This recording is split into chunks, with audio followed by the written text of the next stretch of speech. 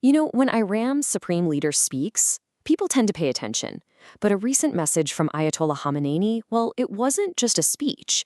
It was a really fascinating piece of strategic communication with different messages aimed at different audiences. So let's break down exactly who he was talking to and, more importantly, what he wanted them to hear. Right here, this single quote is pretty much the key that unlocks the entire statement. It's defiant, it's confident, and it sets a really confrontational tone from the get-go. This is the central theme we're going to see again and again, this narrative of victory against outside forces. So, who was the #1 audience for this message? Well, the first layer is aimed right at home. This is all about boosting morale and reinforcing a very specific national story inside Iran. The statement takes these pro-government demonstrations and just elevates them, calling them historic. This move basically transforms public support from just an opinion into a powerful, victorious act. It's a direct counter to any story about internal weakness. But it's not just about showing up to a rally. The statement praises some very specific qualities: awareness, identity, and the really crucial ability to recognize the enemy. The message here is crystal clear. The Iranian people are being shown as politically smart and totally united, not a group that's easily fooled. Okay, but this message isn't only for the folks back home. It quickly pivots from praise to a warning for those outside the country.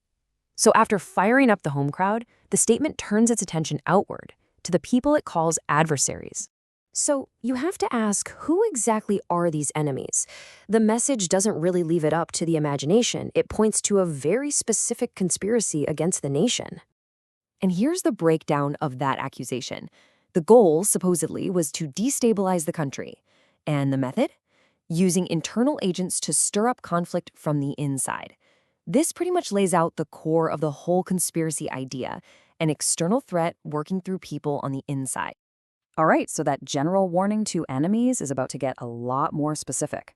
The focus narrows, and suddenly the message becomes a direct address to one country in particular, the United States. Now, this is a really crucial point. Those same historic domestic demonstrations, they're now being used as a tool in foreign policy. They're explicitly framed as a signal of strength, a clear message and warning that's meant to be heard loud and clear by policymakers in Washington. And the message doesn't just stop at a warning. It issues two very stark, very clear demands directly to the U.S. First, stop what it calls deceptive actions, and second, stop relying on regional allies. I mean, that's about as direct and confrontational as diplomacy gets. So let's step back. What does this all add up to? This clearly wasn't just some off-the-cuff political speech. It was a carefully calculated piece of strategic communication designed to work on multiple levels all at the same time. And this, right here, is the whole strategy in a nutshell. You have one statement, but three totally distinct messages for three different groups. For the Iranian people, it's about praise and unity. For the enemies, it's a declaration that they failed. And for the United States, it's a direct ultimatum.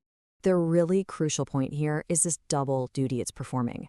What we're seeing is a masterful use of public communication to hit two targets with one stone: strengthening national unity at home and projecting strength to the rest of the world. It's a textbook example of how domestic politics and foreign policy can be woven together in just one message. So all this leaves us with a pretty big question. In a world with so many complex challenges, what happens when diplomacy starts to look like this? So layered and so confrontational.